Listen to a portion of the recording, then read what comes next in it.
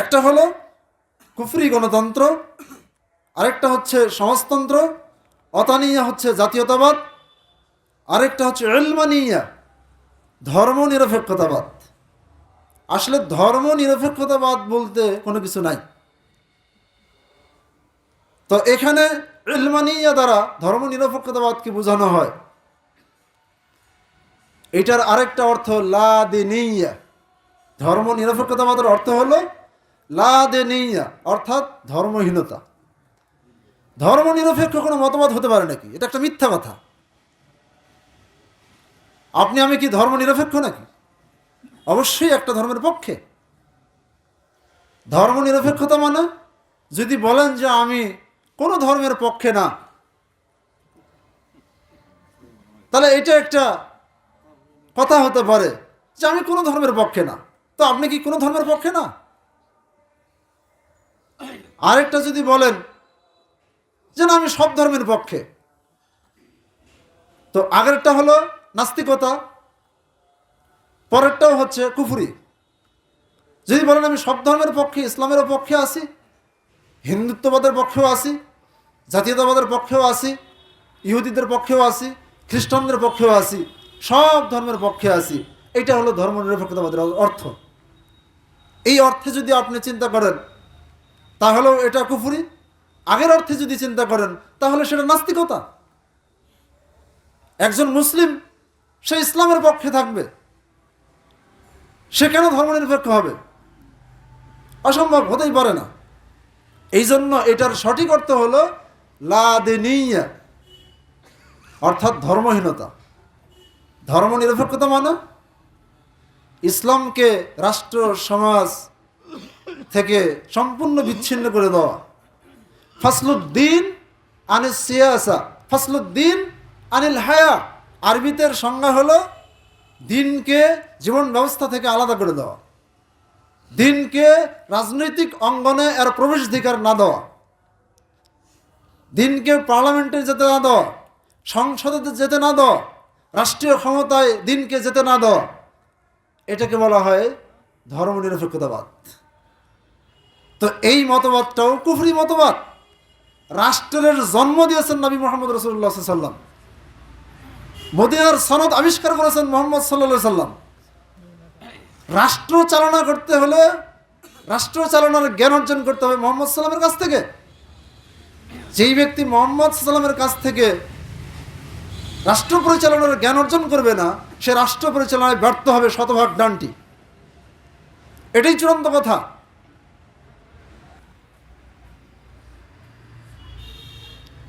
যাবতীয় প্রশংসা, যাবতীয় গুণগান সেই আল্লাহ সুবহানাহু ওয়া তাআলার জন্য, যিনি আমাদেরকে নারুলি ইসলামী দাওয়া সেন্টার ও গ্রন্থাগারে প্রথম অধিবেশনে উপস্থিত হওয়ার মতো সময়ের সুযোগ দান করেছেন। সেই রব্বুল আলামিনের সকল প্রশংসা জ্ঞাপন করছি, আলহামদুলিল্লাহ। সালাত ও সালাম বর্ষিত হোক প্রিয় নবী মুহাম্মদুর রাসূলুল্লাহ সাল্লাল্লাহু আলাইহি ওয়াসাল্লামের প্রতি, যার আদর্শকে করে দেওয়া হয়েছে আমাদের জন্য আবশ্যক, যার আদর্শ ব্যতি রেখে পাবে না কোনো ব্যক্তি মুক্তি, যার আদর্শকে আমাদের জীবনের প্রতিটি ক্ষেত্রে বাস্তবায়ন করতে পারলে আমাদের জন্য বয়ে আনবে ইহলৌকিক কল্যাণ এবং পরলৌকিক মুক্তি, সেই মহামানবের শানে সংক্ষিপ্ত সালাত ও সালাম পড়ি। আল্লাহুম্মা সাল্লি আলাইহি, আল্লাহুম্মা সাল্লিম আলাইহি। সম্মানিত উপস্থিতি, আমার পূর্বে অনেক গুরুত্বপূর্ণ আলোচনা হয়েছে, আপনারা শুনেছেন। আমি সাধারণত মাগরিব থেকে নিয়ে ঈশা এই সময়ের মধ্যেই আলোচনা করতে চাই। ঈশার সালাতের পরে আলোচনা করা, এটা আমি নীতিগত দিক থেকে অপছন্দ করি। যার ফলে আমরা মাঝখানে ঈশার সালাতের দ্বারা আলোচনার বিচ্ছিন্নতা আসুক, এটা আমি চাইনি। যে মসজিদে সালাতের জায়গায় সালাত হতে থাক, আর আমরা এখানে আজকে আউয়াল ওয়াক্তে না পড়ে আফজাল ওয়াক্তে ঈশার সালাত পড়বো ইনশাআল্লাহ। সালাতের দুইটা ওয়াক্ত আছে, একটা আউয়াল ওয়াক্ত আর একটা হচ্ছে আফদল ওয়াক্ত। কোনো সময় আউয়াল ওয়াক্তে সালাত পড়া উত্তম, আর আফজল ওয়াক্তে সালাত পড়াটা এটা তো উত্তম আছে। রাসূল সাল্লাল্লাহু আলাইহি ওয়াসাল্লাম বলেছেন আফজালুস সালাতিল আউয়ালি ওয়াক্তিহা, এটা একটা হাদিস। জোহরের সালাত নাতিশীতোষ্ণ আবহাওয়ায় অথবা শীতের দিনে টাইম হওয়ার সাথে সাথে আজান দিয়ে সালাত আদায় করা উত্তম কাজ। প্রচণ্ড গরমের দিনে গ্রীষ্মকালে একটু দেরিতে পড়া, ঠান্ডা করে পড়া, সেটাকে উত্তম বলা হয়েছে। আবার ইশার সালাত ওয়াক্ত হওয়ার সাথে সাথে পড়া এটা জায়েজ, কিন্তু ইশার সালাতকে রাতের 1/3 পর্যন্ত পিছিয়ে নিয়ে আদায় করা এটা উত্তম। তো আজকে আমরা আউয়ালে না পড়ে আফজলে পড়বো ইনশাআল্লাহ। এরপরও আপনাদেরকে দীর্ঘ সময় ধরে রাখার চেষ্টা করব না, যথাসম্ভব সংক্ষিপ্ত সময়ের মধ্যে আমি আমার আলোচনা শেষ করার চেষ্টা করবো ইনশাআল্লাহ। আজকের আলোচনা ধারাবাহিকভাবে যেটা চলতেছিল সেটা হলো বিশুদ্ধ ইসলামের দিকে আহ্বান, আল্লাহ সুবহানাহু ওয়া তাআলার দিকে একমাত্র আহ্বান, কোনো ব্যক্তির দিকে না, কোনো দলের দিকে না, দল দলীয়তা মুক্ত প্রকৃত ইসলামের দিকে আহ্বান। যত জায়গায় সভা মাহফিল হয়, আলোচনা প্রোগ্রাম হয়, মাহফিলগুলোতে আপনি দেখবেন পোস্টারে লেখা থাকে মসজিদের উন্নয়ন কল্পে, মাঠের উন্নয়ন কল্পে, কবরস্থানের উন্নয়ন কল্পে, যেটা আমার পূর্বে কমিশনার সাহেব বলেছেন, উনি এটা ফেস করেছেন, যার জন্যই আপনাদের সামনে এই কথাটা তুলে ধরেছেন। জাযাকাল্লাহু খায়রান। তো একমাত্র আল্লাহ সুবহানাহু ওয়া তাআলার সন্তুষ্টি অর্জনের জন্য, মহান আল্লাহর দিকে দাওয়াত দেওয়ার উদ্দেশ্যে আলোচনা প্রোগ্রামের ব্যবস্থা করা, এই ধরনের প্রোগ্রাম খুবই কম। আপনি দেখবেন যে উন্নয়ন শূন্য প্রোগ্রামের সংখ্যা খুবই কম। প্রত্যেকটা জায়গায় কোনো না কোনো স্বার্থ উন্নয়ন সেখানে লেখা থাকে। তো আজকে আমরা যেহেতু নিঃস্বার্থভাবে আল্লাহ সুবহানাহু ওয়া তাআলার দিকে মানুষকে দাওয়াত দিচ্ছি, আল্লাহ তাআলা এইভাবেই যেন এই সেন্টারটাকে কবুল করে নেন, আল্লাহুম্মা আমিন। আমি আপনাদেরকে ওই আহ্বান দিয়েই আহ্বান জানাবো, যেই আহ্বান দ্বারা আল্লাহ তাআলা স্বয়ং নবী মুহাম্মদ সাল্লাল্লাহু আলাইহি ওয়াসাল্লামকে আহ্বান জানাতে বলেছেন। আমি আপনাদেরকে সেদিকেই ডাকবো যেদিকে নবী মুহাম্মদ সাল্লাল্লাহু আলাইহি ওয়াসাল্লাম আহ্বান করেছেন। সূরা ইউসুফের 108 নম্বর আয়াতে আল্লাহ সুবহানাহু ওয়া তাআলা বলেন, কুল হাদিহি সাবিলি আদউ ইলাল্লাহি আলা বাসীরাতিন আনা ওয়া মান ইত্তাবা'আনি। হে মুহাম্মদ, তুমি বলে দাও এটাই আমার পথ, আমি আল্লাহ সুবহানাহু ওয়া তাআলার দিকে মানুষকে ডাকি জাগ্রত জ্ঞান সহকারে, দলিল প্রমাণ সহকারে, সুস্পষ্ট প্রমাণের আলোকে। আনা অমানাত্তাবানি, আমি এবং আমার অনুসারী যারা তারাও। তাহলে আল্লাহ সুবহানাহু ওয়া তাআলার প্রেরিত নবী মুহাম্মদ রাসূলুল্লাহ সাল্লাল্লাহু আলাইহি ওয়াসাল্লাম, তিনি মানুষকে তার দিকে আহ্বান করেছেন, আল্লাহর দিকে আহ্বান করেছেন সুস্পষ্ট প্রমাণের ভিত্তিতে। প্রমাণহীনভাবে, এলেমহীনভাবে, জ্ঞানশূন্যভাবে আল্লাহর দিকে ডাক দেননি। আল্লাহ সুবহানাহু ওয়া তাআলা তার যেমন প্রভাবগত অস্তিত্ব আমরা স্বীকার করি, শুধু আমরা কেন, পৃথিবীতে সমস্ত ধর্মাবলম্বী যারা আছে, অন্যান্য ধর্মাবলম্বী, তারা পর্যন্ত আল্লাহ সুবহানাহু ওয়া তাআলার প্রভাবগত অস্তিত্ব মেনে নিয়েছেন। তো প্রভাবগত অস্তিত্বের পূর্বে যেই বিষয়টি গুরুত্বপূর্ণ বিষয়, সেটা হলো তার সত্তাগত অস্তিত্ব। প্রভাবগত অস্তিত্বের পূর্বে সত্তাগত অস্তিত্বর প্রাধান্যতা আসে, এটা মেনে নিতে হবে, এটা অপরিহার্য। আল্লাহ সুবহানাহু ওয়া তাআলার যদি সত্তাগত অস্তিত্ব না থাকে, কিভাবে তিনি আসমান, জমিন, নদী, নালা, গাছগাছালি, পাখপাখালি এগুলো কিভাবে তিনি তৈরি করবেন? আমরা নবমণ্ডল, ভূমণ্ডল, এর মধ্যে গ্রহ, নক্ষত্র, উপগ্রহ, গ্রহাণু, গ্যালাক্সি, যা কিছুই আমরা দেখতে পাচ্ছি, ব্ল্যাক হোল, যে বৈজ্ঞানিক তথ্যগুলো আমাদের সামনে উপস্থাপন করা হয়, এগুলোর গতিবিধি, এগুলোর সঞ্চালন, এগুলোর নিয়ন্ত্রণ, এগুলো সুষ্ঠুভাবে পরিচালনা, এই সব কিছু প্রমাণ করে যে আল্লাহ সুবহানাহু ওয়া তাআলা তিনি হচ্ছেন এগুলোর পরিচালক। এগুলোর একজন পরিচালক আছেন, নিয়ন্ত্রণকারী আছেন, এগুলো প্রভাবগতভাবে প্রমাণিত হয়। তো এই প্রভাবগত অস্তিত্বটা মুসলমানরা তো মানে, কাফের মুশরিকরাও মানে। আরবের কাফের মুশরিকদেরকে যদি জিজ্ঞাসা করা হতো এই সব বিষয় নিয়ে, তারাও স্বীকার করতো যে আল্লাহ সুবহানাহু ওয়া তাআলা তিনি হচ্ছেন মুদাব্বির, তিনি হচ্ছেন আসমান এবং জমিন থেকে যা কিছু আছে সব কিছুর পরিচালনাকারী, সপ্ত আকাশ থেকে নিয়ে সপ্ত জমিন পর্যন্ত, এবং এগুলির মধ্যে যা কিছু আছে সব কিছুর পরিচালনাকারী আল্লাহ সুবহানাহু ওয়া তাআলা। তো আল্লাহ সুবহানাহু ওয়া তাআলার স্বয়ং তার নিজস্ব অস্তিত্ব, তার সসত্তায় তিনি যদি প্রতিষ্ঠিত না হন, তাহলে কিভাবে তিনি অন্য অস্তিত্ব আনয়ন করবেন?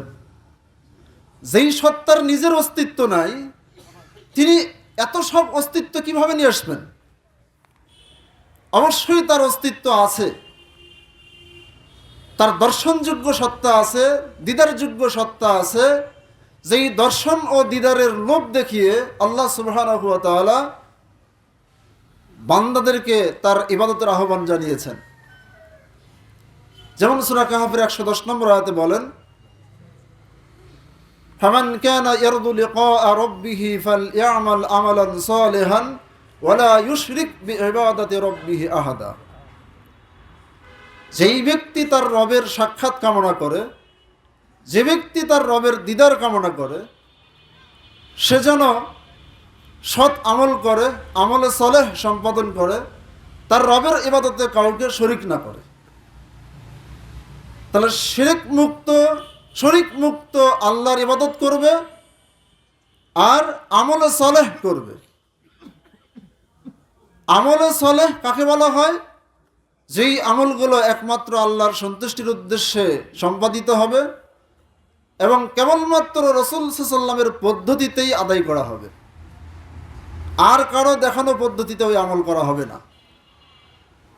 একটা আমল আপনি করবেন, রাসূল সাল্লাল্লাহু আলাইহি ওয়াসাল্লামের পদ্ধতি নাই, আল্লাহর সন্তুষ্টির জন্য হচ্ছে, ওটা আমলে চলে নয়। রাসূল সাল্লাল্লাহু আলাইহি ওয়াসাল্লামের হুবহু পদ্ধতিতে আদায় করা হচ্ছে কিন্তু আল্লাহ তাআলার সন্তুষ্টি নাই, সেটাও আমলে চলে নয়। আমলে চলে হওয়ার জন্য দুইটা শর্ত, একটা হলো আল ইখলাসু লিল্লাহ, আর একটা হলো তাজরিদুল মুতাবা লিরাসূলিল্লাহ সাল্লাল্লাহু আলাইহি ওয়াসাল্লাম। আল্লাহ সুবহানাহু ওয়া তাআলার সন্তুষ্টির উদ্দেশ্যে আমলটি করা এবং রাসূল সাল্লাল্লাহু আলাইহি ওয়াসাল্লামের অনুসরণে আমলটি করা, এই দুটো শর্ত যখন সেট হবে তখন সেটা আমলে চলে হবে। আর এই আমলে চলেটা করতে হবে শিরক মুক্ত পন্থায়। শিরক মুক্ততা মানেই হলো ইখলাস, এর মধ্যেই আছে। তো আমি বুঝাতে চাচ্ছি যে আল্লাহ সুবহানাহু ওয়া তাআলার প্রভাবগত অস্তিত্বের পূর্বে তার সত্তাগত অস্তিত্বের বিষয়টি আমাদেরকে জানতে হবে। ভারত উপমহাদেশে, এমনকি মিডল ইস্টেও কিছু কিছু জায়গা আছে, যেমন ইরাক, ইরান, এই জায়গাগুলোর মাযহাবী দর্শনে প্রভাবিত যে সমস্ত মুসলিম যারা ফেরকাবন্দির জালে আবদ্ধ, এইসব মুসলিমরা আল্লাহ সুবহানাহু ওয়া তাআলার প্রভাবগত অস্তিত্বকে বিশ্বাস করে। এদের অধিকাংশই প্রভাবগত অস্তিত্বকে বিশ্বাস করে কিন্তু তার সত্তাগত অস্তিত্বকে বিশ্বাস করে না। যার ফলে এরা নিজেদেরকে মুসলিম দাবি করার পরেও এক ধরনের নাস্তিকই রয়ে গেছে। নাস্তিক মানে কি? যেই ব্যক্তি আল্লাহর অস্তিত্বে বিশ্বাসী নয়, আল্লাহর সত্তাগত অস্তিত্বে বিশ্বাসী নয়, আল্লাহর দিদারযোগ্য দর্শনযোগ্য সত্তা আছে এই সত্তায় যারা বিশ্বাসী নয়, তারা যদি সালাত পড়ে, সিয়াম আদায় করে, হজমরাও পালন করে, যত নেক কর্ম আছে সব যদি করে, শুধু যদি তার এই বিশ্বাস থাকে যে আল্লাহ নিরাকার, আল্লাহর অস্তিত্ব নাই, দর্শনযোগ্য দিদারযোগ্য সত্তা নাই, তাহলে আল্লাহর শপথ দিয়ে বলছি সে ব্যক্তি মুসলিম না, সে হলো মুসলিম নাস্তিক। সে হলো মুসলিম নাস্তিক।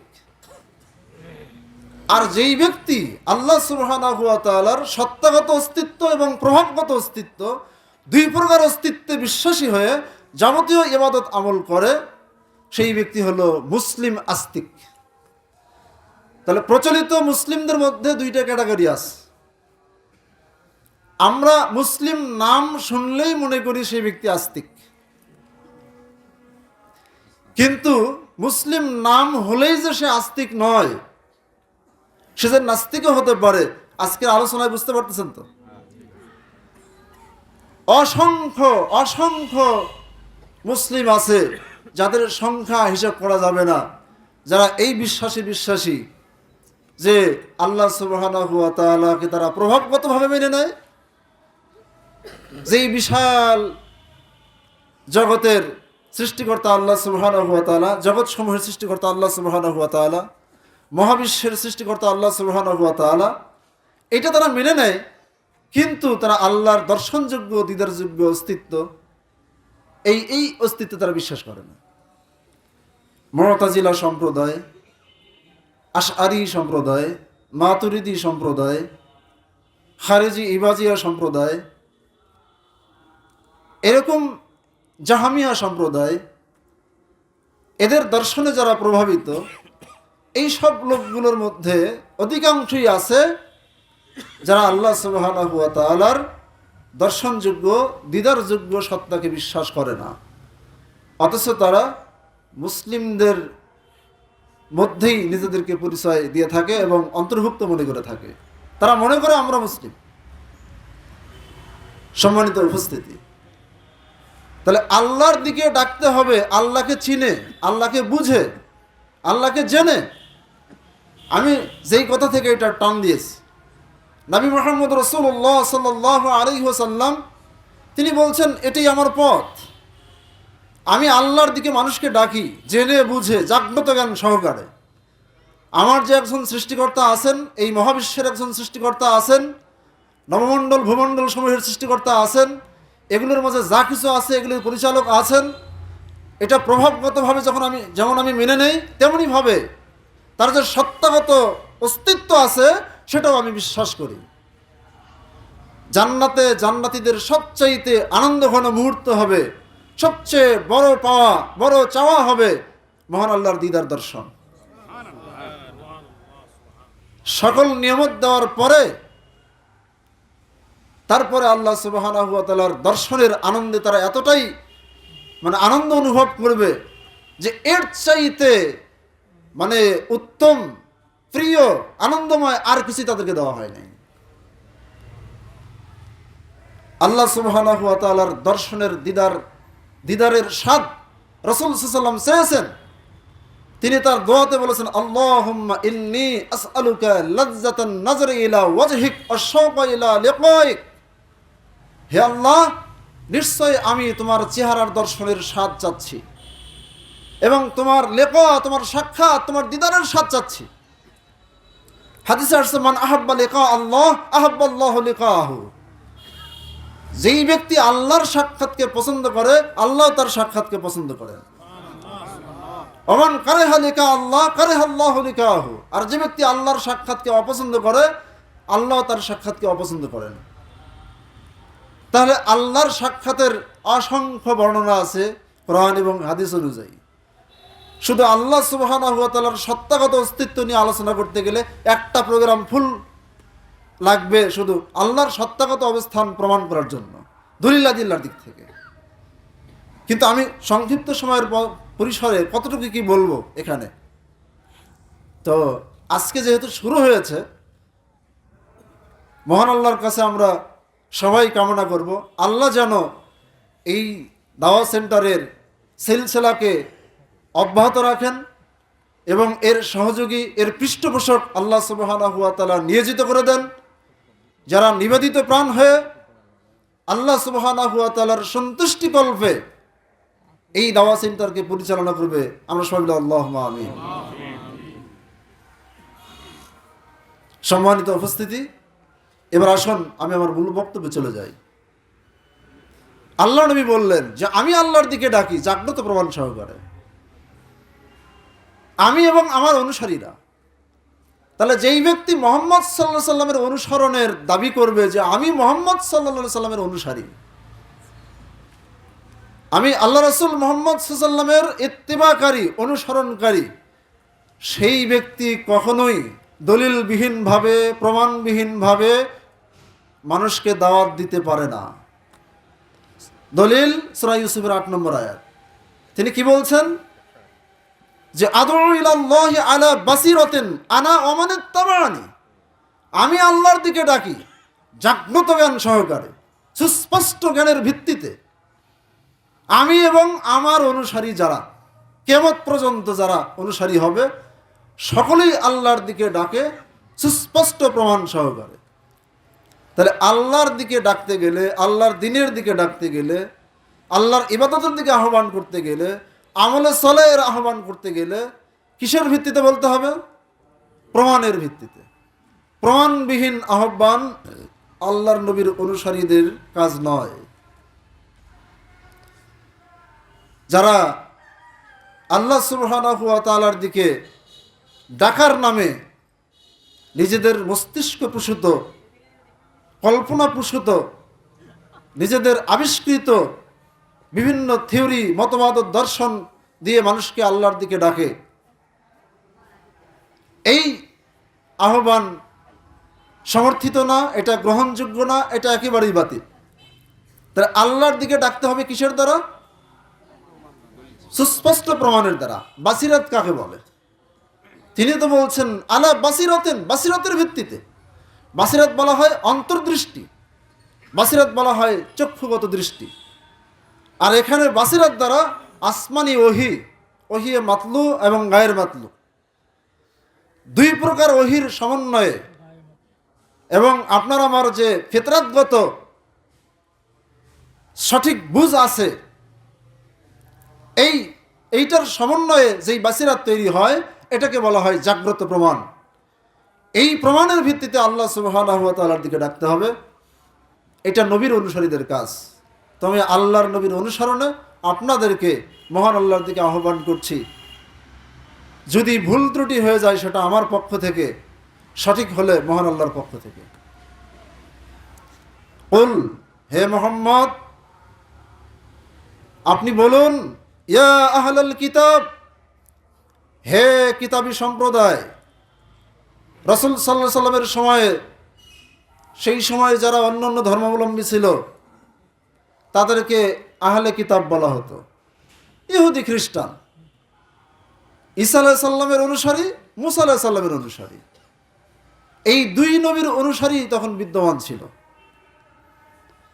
দুই নবীর অনুসারীরাই ছিল তৌরাত এবং ইনজিলের অনুসারী।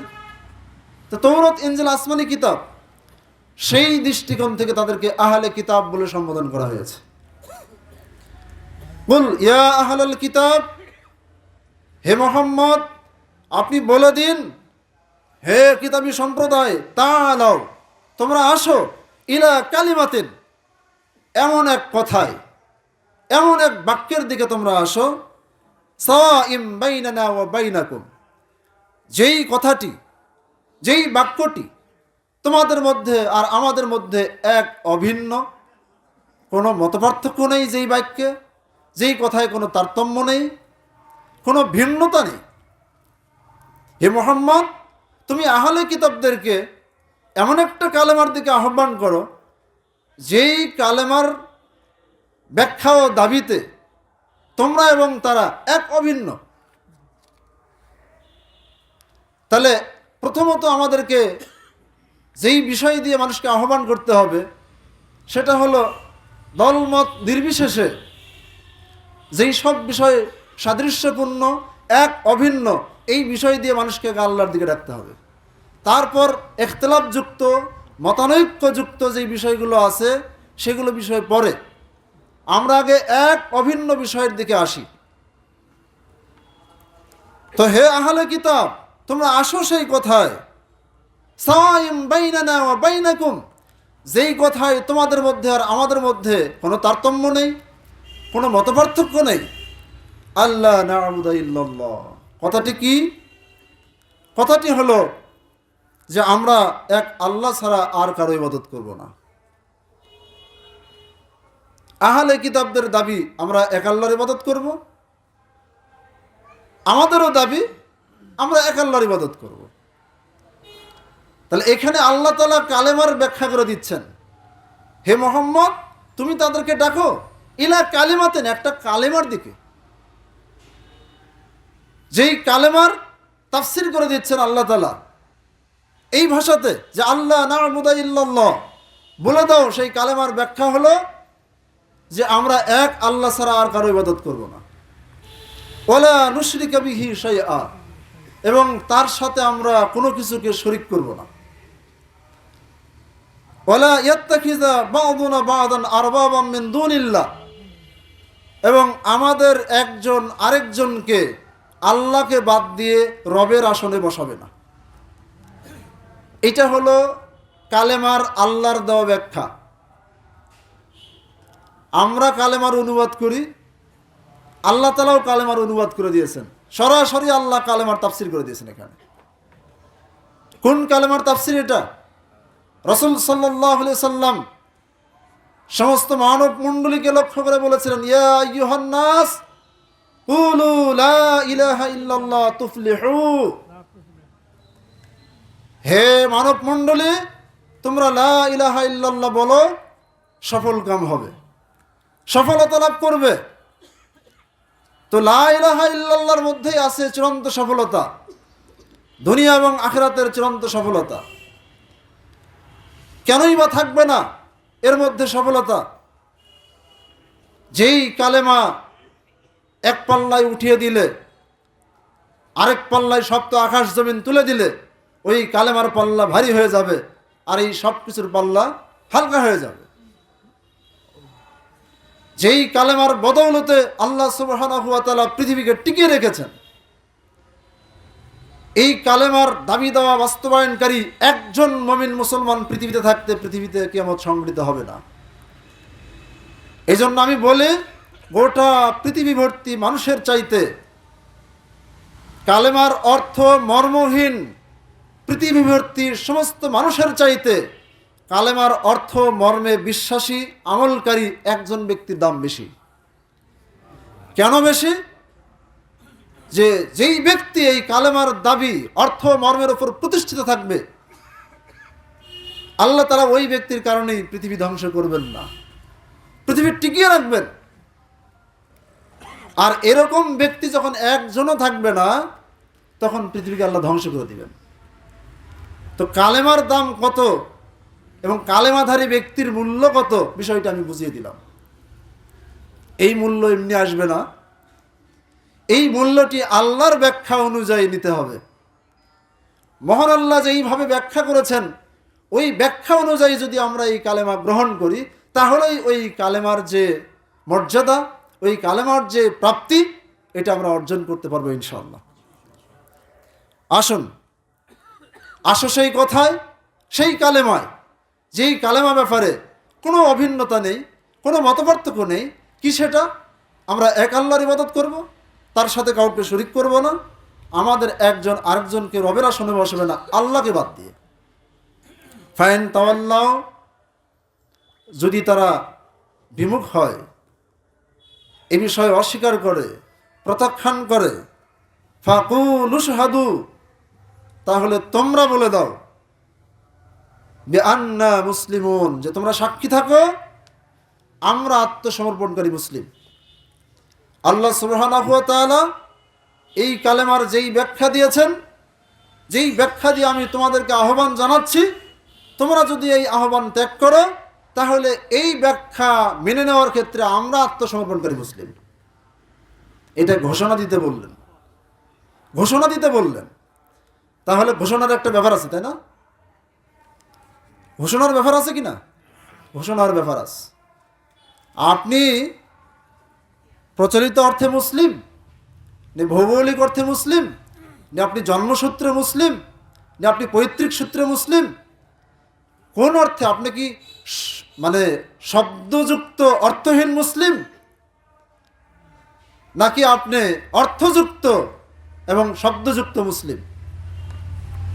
মুসলিমের অনেকগুলো ক্যাটাগরি আছে, ভাগ আছে। কোন প্রকারের মুসলিম আপনি, আমি, এই বিষয়টা জানতে হবে।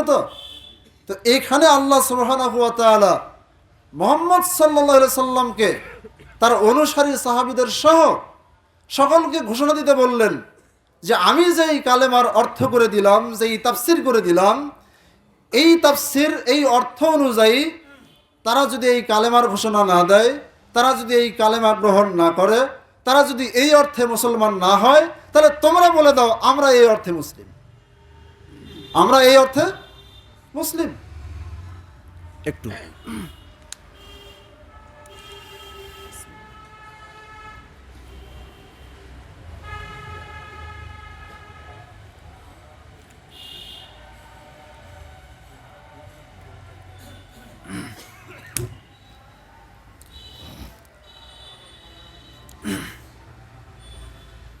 আলহামদুলিল্লাহ।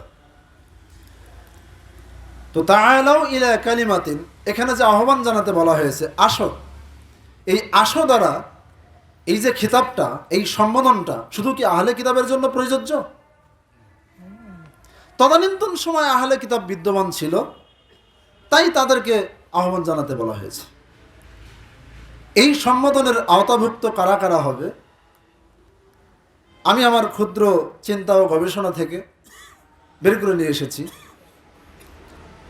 হাযাল কিতাব ইয়াউম্মু আহলাল কিতাবি মিনাল ইয়াহুদি ওয়ান নাসারা ওয়া মান জারা মাজরাহুম। এই সম্বোধনটি আহলে কিতাব, ইহুদি এবং খ্রিস্টানদের মধ্যে যারা কিতাবী সম্প্রদায়, তাদেরকে যেমন শামিল করছে, যারা তাদের মাসলাক মানহাজকে অনুসরণ করে চলে, ইহুদিদের মানহাজ কর্মপন্থা পথ পদ্ধতি, খ্রিস্টানদের কর্মপন্থা পথ পদ্ধতি যারা অনুসরণ করে চলবে, তারা এই আহ্বানের আওতাভুক্ত হবে যে তোমরাও আসো, তোমরাও আসো সেই কথায়। ইবনে কাসির রাহিমাহুল্লাহ প্রথম অংশ এইভাবে নিয়ে এসেছেন। তাহলে ইহুদি খ্রিস্টানদের মানহাজ, তাদের যে নিয়ম, তাদের যে কর্মপন্থা, এই কর্মপন্থার অনুসরণ যারা করবে তারাও তাদের অন্তর্ভুক্ত, তারাও এই সম্বোধনের অন্তর্ভুক্ত। অল ফিরাকাল মুবতাদিয়া, সিরাতে মুস্তাকিম থেকে, সাবিলি বলতে আল্লাহ বলছেন এটি আমার পথ, অর্থাৎ সাবিলুল্লাহ, আল্লাহর পথটাই আমার পথ। তো এই সাবিলুল্লাহ থেকে বিচ্যুত, পথভ্রষ্ট যত বিভক্ত ফেরকা আছে, সমস্ত ফেরকা এর মধ্যে শামিল। অল ফিরাকাল মুবতাদিয়া, বেদাতি যত ফেরকা আছে, অল ফিরাকাল দাল্লাহ, গুমরাহ যত ফেরকা আছে, ওয়া আহলাল আদিয়ানিল বাতিলা কুল্লাহা, এমনকি যত বাতিল ধর্ম অনুসারী আছে, যত বাতিল ধর্মাবলম্বী আছে, সমস্ত ধর্মাবলম্বী এই আহ্বানের শামিল। ওয়া আহলাস সিয়াসাতিল বাতিলা, এমনকি কুফরি বাতিল রাজনীতিবিদ যারা, তারাও এর মধ্যে শামিল।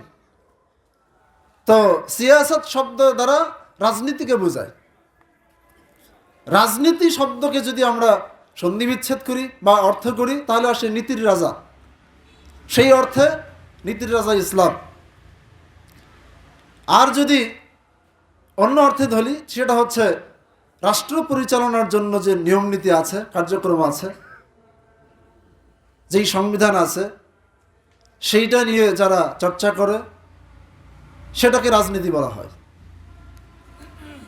তো এখানে রাজনীতি বলতে কি বোঝায়, ইসলামের আজকে যে দর্শন পেশ করা হবে এটাই একজন মুসলিমের রাজনীতি।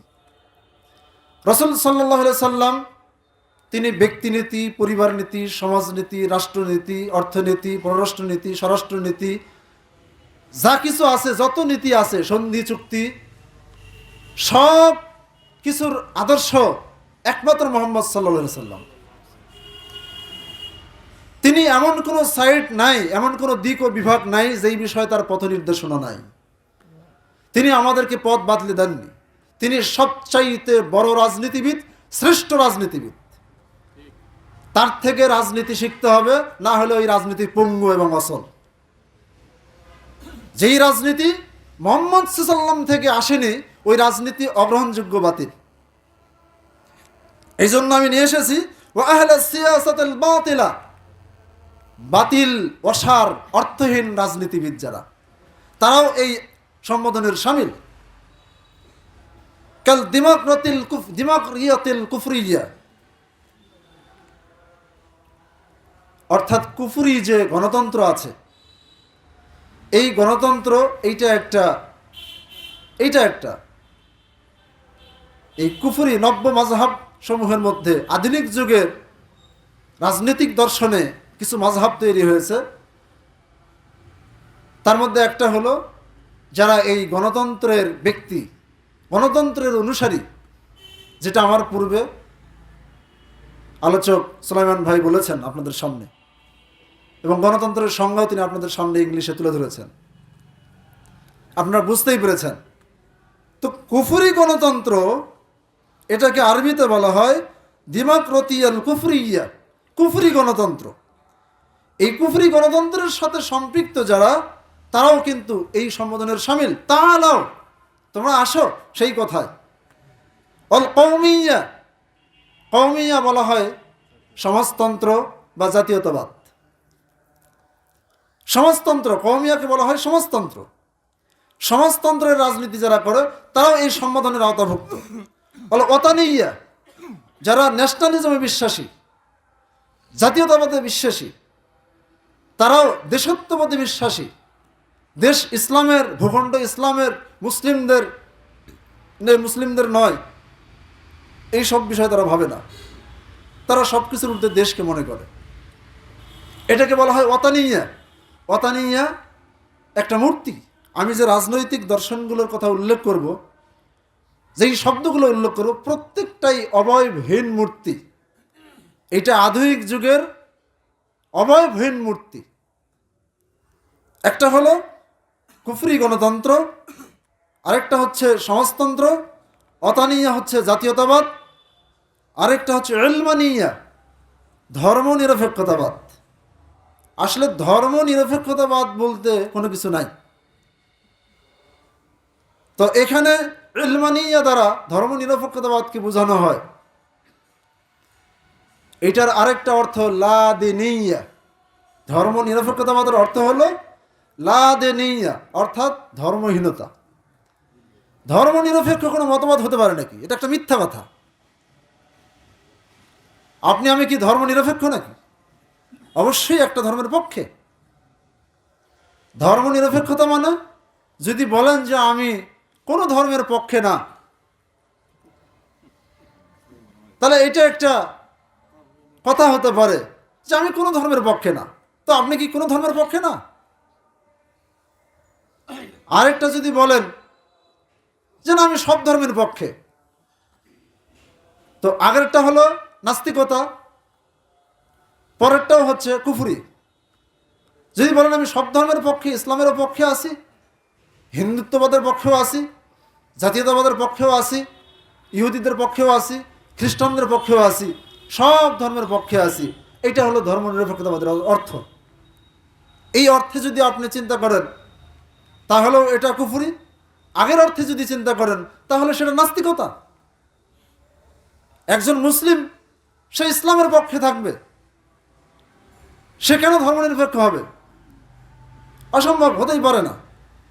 এই জন্য এটার সঠিক অর্থ হলো লা দিনিয়া, অর্থাৎ ধর্মহীনতা। ধর্মনিরপেক্ষতা মানে ইসলামকে রাষ্ট্র সমাজ থেকে সম্পূর্ণ বিচ্ছিন্ন করে দেওয়া। ফাসলুদ্দিন আনিল সিয়াসা, ফাসলুদ্দিন আনিল হায়া, আরবিতের সংজ্ঞা হলো দিনকে জীবন ব্যবস্থা থেকে আলাদা করে দেওয়া, দিনকে রাজনৈতিক অঙ্গনে এর প্রবেশাধিকার না দেওয়া, দিনকে পার্লামেন্টে যেতে না দেওয়া, সংসদে যেতে না দেওয়া, রাষ্ট্রীয় ক্ষমতায় দিনকে যেতে না দেওয়া, এটাকে বলা হয় ধর্মনিরপেক্ষতাবাদ। তো এই মতবাদটাও কুফরি মতবাদ।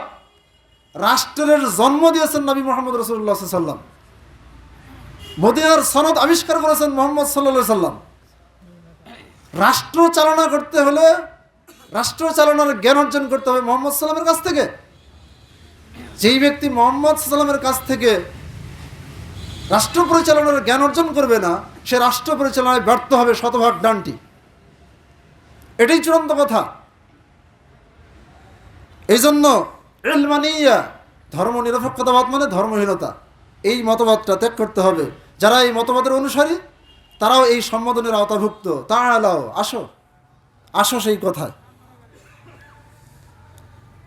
লিবারালিয়া, আরেকটা মতবাদ আছে যেটা ইংলিশে বলা হয় লিবারালিজম, আরবিতে বলা হয় লিবারালিয়া, উদারপন্থী, মানে আনলিমিটেড ফ্রিডম, যেটাকে বলা হয় কোনো ধরনের মানে বাধাবিঘ্নতা নাই, অবাধ স্বাধীনতা, যে যার ধর্মকর্ম যেভাবে ইচ্ছা সেভাবে পালন করবে। এইভাবে যদি অনুমতি দেওয়া হয় তাহলে ইসলামটাই শুধু বাতিল হয়ে যাবে, বাকি সব ধর্ম বিজয় হয়ে যাবে। অথচ আল্লাহ সুবহানাহু ওয়া তাআলা নবী মুহাম্মদ রাসূলুল্লাহ সাল্লাল্লাহু আলাইহি ওয়াসাল্লামকে প্রেরণ করেছেন যেই উদ্দেশ্যে, সেই উদ্দেশ্যও ক্যান্সেল করা হবে। কিভাবে? হুয়াল্লাযী আরসালা রাসূলাহু বিল হুদা ওয়া দীনিল হক লিইয়ুযহিরাহু আলাদ দীনি কুল্লিহি ওয়ালাউ কারিহাল মুশরিকুন। তিনি সেই সত্তা যিনি তার রাসূলকে প্রেরণ করেছেন হেদায়েত এবং সত্য দিন দিয়ে, লিইয়ুযহিরাহু আলাদ দীনি কুল্লিহি, যেই দিনকে সমস্ত দিনের ওপর, আয়া আল আদিয়ানুল বাতিলা, যত বাতিল দিন আছে, বাতিল মতবাদ, মতাদর্শ, থিওরি আছে, ইজম আছে, সকল কিছুর ওপরে আল্লাহর দিনকে যাতে বিজয়ী করতে পারেন, সেই জন্য আল্লাহ তাআলা তার রাসূলকে পাঠিয়েছেন। ওয়ালাউ কারিহাল মুশরিকুন, যদিও বহুত্ববাদী মুশরিকরা এটা অপছন্দ করে, অপছন্দ করলেও এটাই চূড়ান্ত সত্য যে আল্লাহ তাআলা তার রাসূলকে পাঠিয়েছেন সকল দিনকে পরাভূত করার জন্য, সকল দিনকে পরাজয় করার জন্য, এমনকি শিরক ও কুফরের ফিতনাকে মূলোৎপাটন করার জন্য। ওয়াকাতিলুহুম হাত্তা লা তাকুনা ফিতনা ওয়া ইয়াকুনা আদ-দীনু কুল্লুহু লিল্লাহ, তোমরা তাদের সাথে মুখে কলমে মিডিয়ায় অসিযুদ্ধ এবং মসিযুদ্ধ, পুস্তিকার যুদ্ধ, লেখনের যুদ্ধ এবং সমরাস্ত্রের যুদ্ধ, সর্বপ্রকার যুদ্ধে নিয়োগ হয়ে পৃথিবীতে যত বাতিল মতবাদ আছে, যত কুফরি আছে, সব কুফরির অবসান ঘটা পর্যন্ত তাদের সাথে লড়তে থাকো। চিন্তা ফিকিরের যে যুদ্ধ, মস্তিষ্কের বিপ্লবের যে যুদ্ধ, সকল যুদ্ধই চলতে থাকবে ততক্ষণ পর্যন্ত যতক্ষণ না পৃথিবীতে দিন বিজয়ী হয়, সমস্ত বাতিল দিন পরাভূত হয়। আর আল্লাহ তাআলা ওখানে বলছেন লিইয়ুযহিরাহু আলাদ-দীনি কুল্লিহি ওয়ালাউ কারিহাল মুশরিকুন, যাতে করে সব দিনের উপরে এই দিনকে জাহির করতে পারেন। তো লিইয়ুযহিরা এর আরেকটা অর্থ হলো, এর বিপরীতটা আসতে হবে লিইয়ুকফিয়া, লিইয়ুকফিয়া আদিয়ানাল বাতিলা, যত বাতিল দিন আছে সব দিন গর্তে লুকে যাবে, সকল দিনকে কোণঠাসা করে ফেলতে হবে, লুকিয়ে ফেলতে হবে, শুধু ইসলামটাই জাহির থাকবে, প্রকাশ্যে আর কোনো ধর্ম বিদ্যমান থাকবে না। কথা কি বুঝতে পেরেছেন? শেখ মোহাম্মদ বিন আব্দুল ওয়াহাব নাজদি রাহিমাহুল্লাহ, তিনি এবং তার অনুসারী আরো যত আলেম রয়েছেন তারা এই ব্যাখ্যাই পেশ করেছেন। শাইখুল ইসলাম ইবনে তাইমিয়া রাহিমাহুল্লাহ তিনিও এই ব্যাখ্যাই দিয়েছেন যে লিইয়ুযহিরাহু আলাদ-দীনি কুল্লিহি, সকল দিনের উপরে এই দিনকে জাহির করা, তার মানে সকল দিন গোপন করে দেওয়া, এই দিনকে একমাত্র জাহির করে দেওয়া। প্রকাশ্যে ভূপৃষ্ঠে ইসলাম ধর্মই শুধু প্রকাশমান থাকবে, আর কোনো দিন প্রকাশ থাকবে না, সব গৃহ অভ্যন্তরে লুকিয়ে যাবে, চার দেওয়ালের বেষ্টনীর মধ্যে লুকিয়ে যাবে। কোনো সাইনবোর্ড থাকবে না, কোনো আকীদার প্রচার, কোনো হ্যান্ডমিল, কোনো লিফলেট, ওদের কোনো দাওয়া, ওদের কোনো আজান, ওদের কোনো কেরাত, কিচ্ছু থাকবে না। ওদের লেখালেখিও থাকবে না, কোনো সিলেবাস থাকবে না, প্রতিষ্ঠান, স্কুল, বিশ্ববিদ্যালয়তে দূরের কথা, কিচ্ছু থাকবে না, সব লুকিয়ে যাবে, একমাত্র ইসলাম ধর্মই জাহির হবে। বিজয়ের এটাই হচ্ছে প্রকৃত অর্থ। যেই দিন এইভাবে দিন বিজয় হবে, বুঝবেন যে সেই দিনই দিন বিজয়। এর আগ পর্যন্ত আমরা দিনের বিজয় ওইভাবে বুঝিনি যেভাবে আল্লাহ তাআলা বুঝাতে চেয়েছেন। আল্লাহ সুবহানাহু ওয়া তাআলা আমাদেরকে বুঝার তৌফিক দান করুন, আল্লাহুম্মা আমিন। সম্মানিত উপস্থিতি, তাহলে আহলাল মাযাহিবিল কুফরিয়াতুল হাদিসিয়্যা, এই নব্য কুফরি মাযহাব যত আছে, সমস্ত মাযহাবের অনুসারীরাই এই সম্বোধনের শামিল যে তাআলাউ ইলা কালিমাতিন, তোমরা আসো সেই কালেমায়, সেই কথায়, যেই কথায় তোমাদের মধ্যে আর আমাদের মধ্যে কোনো ভিন্নতা নেই। আল্লাহ না'বুদু ইল্লাল্লাহ, আমরা এক আল্লাহর ইবাদত করব, ওয়ালা নুশরিকা বিহি শাইআ, তার সাথে আমরা কোনো কিছু শরীক করব না। কোনো কিছু শরীক করব না মানে লা ওয়াসানান, কোনো মূর্তিকে আমরা তার সাথে শরীক করব না, ওয়ালা সনামান, অসান আর সনাম দুটির অর্থই মূর্তি, কিন্তু দুটির মধ্যে একটু পার্থক্য আছে। সনাম হচ্ছে অবয়ব বিশিষ্ট মূর্তি, আর অসান হচ্ছে অবয়বহীন মূর্তি এবং অবয়ব বিশিষ্ট মূর্তি। আমখাস পার্থক্য। অসান দ্বারা ব্যাপক অর্থে সর্বপ্রকার মূর্তিকে বোঝায়।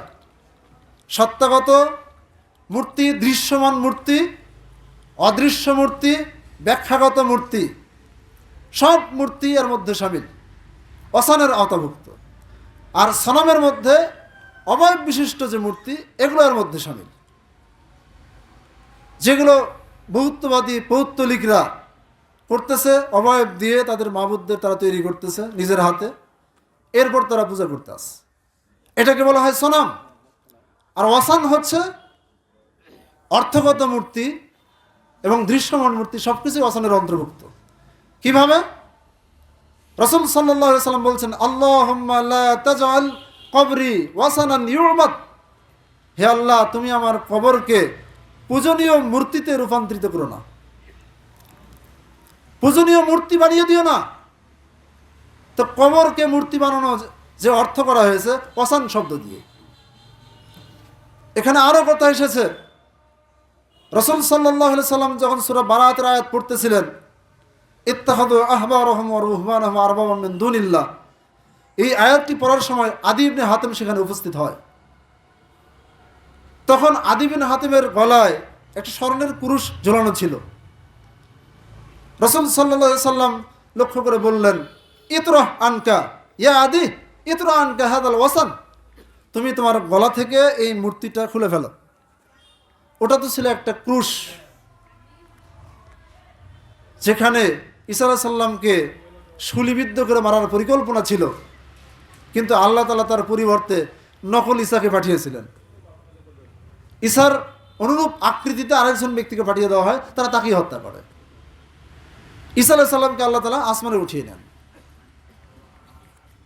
তো এই যে যুপকাষ্ট বা ক্রুশ যেটা আর কি, এই ক্রুশটা কিন্তু দেখতে একটা ছবির মতো না, এটা কিসের মতো? একটা প্লাস চিহ্নের মতো। তো এইটাকে অবয়বহীন একটা বস্তু, রাসূল সাল্লাল্লাহু আলাইহি ওয়াসাল্লাম বললেন, ইতরা আনকা হাযাল ওয়াসান, তুমি তোমার গলাদেশ থেকে এই ওয়াসানটা খুলে ফেলো, এই মূর্তিটা খুলে ফেলো। তো আমি ওয়াসানের ব্যাখ্যা দিলাম, এরকম ওয়াসানের আরও ব্যাখ্যা দেওয়া যাবে। তো সংক্ষিপ্ত আকারে আমি চলে যাচ্ছি, আসুন। ওয়ালা সলিবান, এখানে সলিবান যে কথাটা আমি ব্যাখ্যা করছিলাম ওয়াসানের মধ্যে, সেটা সরাসরি শব্দ আসছে সলিবান, ক্রুশ। আমরা ক্রুশকেও আল্লাহ তাআলার শরীক সাব্যস্ত করব না। তাহলে আমরা সত্তাগত অবয়ব বিশিষ্ট মূর্তি, দৃশ্যমান মূর্তি, অদৃশ্য মূর্তি এবং খ্রিস্টানদের সেই ক্রুশ, এগুলো আমরা আল্লাহর সাথে শরীক করব না। ওয়ালা তাগুতান, আমরা তগুদেরও পূজা করব না। এক আল্লাহর ইবাদত করব, তার সাথে কাউকে শরীক করব না। আমরা তাগুতেরও ইবাদত করব না। তাগুত কাকে বলা হয়? তাগুতের সংজ্ঞা এবং পরিচিতি জানা মুসলিম দাবিদার, ইমানের দাবিদার, মুমিন দাবিদার প্রত্যেক ব্যক্তির উপরে এটা ফরজ, সর্বপ্রথম ফরজ। এ বিষয়ে ইলম অর্জন করা সবচাইতে গুরুত্বপূর্ণ। আল্লাহ সুবহানাহু ওয়া তাআলা সূরা বাকারার 256 নম্বর আয়াতে বলছেন, ফামান ইয়াকফুর বিত-তাগুত ওয়া ইউমিন বিল্লাহ ফাকাদ ইসতামসাকা বিল উরওয়াতিল বুসকা লা ইনফিসামা লাহা।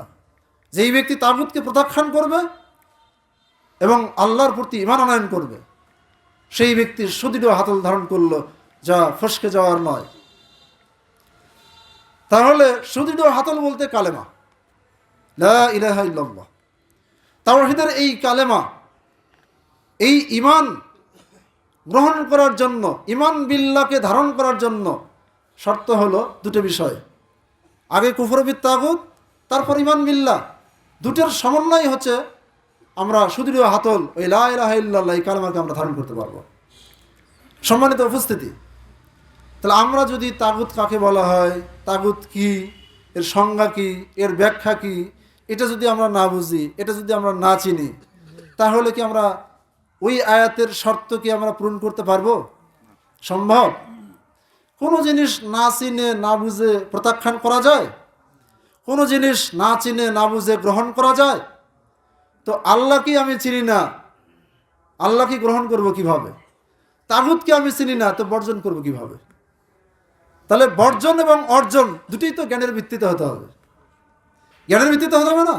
তো ফামান ইয়াকফুর বিত-তাগুত ওয়া ইউমিন বিল্লাহ, একটা বর্জন আর একটা অর্জন। যে ব্যক্তি তাগুতকে বর্জন করবে এবং ঈমান বিল্লাহ অর্জন করবে, কিসের ভিত্তিতে? জ্ঞানের ভিত্তিতে। তাহলে এই জ্ঞান অর্জন করা সর্বপ্রথম ফরজ, আউয়ালুল ওয়াজিবাত, আউজাবুল ওয়াজিবাত। সমস্ত ফরজের মধ্যে প্রথম ফরজ, সমস্ত ফরজের মধ্যে সবচেয়ে বড় ফরজ। এই ফরজ জানার ক্ষেত্রে, মানার ক্ষেত্রে কারো তাকলিদ করা জায়েজ নেই, কারো তাকলিদ করা জায়েজ নেই। শিখতেই হবে, জানতেই হবে। তলাবুল ইলমে ফারিযাতুন আলা কুল্লি মুসলিম, প্রত্যেকটা মুসলিম নর এবং নারীর ওপর যেই জ্ঞান অর্জন করা ফরজ, আমি বলবো তার প্রথম নম্বরে তাগুত বর্জনের জ্ঞান এবং ঈমান বিল্লাহর জ্ঞান। এইটা হলো সেই ফরজ জ্ঞান। ওই ফিকহি মাসলা মাসাইল, আমলি মাসলা মাসাইল, ইজতিহাদ গবেষণার মাসলা, মানে ওই দরজায় পৌঁছার জন্য যে ইলম অর্জন, এটা সবার ওপর ফরজ না। ফকিহ হওয়া, মুস্তাহিদ হওয়া, এটা উম্মার কিছু সংখ্যক ব্যক্তির ওপর ফরজ। কিন্তু প্রত্যেক ব্যক্তির ওপর যেটা ফরজ, যেই ফরজের জন্য একজন আরেকজনের পক্ষে যথেষ্ট হবে না, যেই ফরজে অন্ধ অনুসরণ জায়েজ নাই, যেই ফরজ শুনে শুনে পালন করা জায়েজ নাই, যেই ফরজ ইলমের ভিত্তিতে, দর্শনের ভিত্তিতে, বাসিরাতের ভিত্তিতে জানতে হবে এবং বুঝতে হবে, সেটা হচ্ছে তাগুত বর্জন, ঈমান বিল্লাহ অর্জন। বুঝতে পারতেছি কি?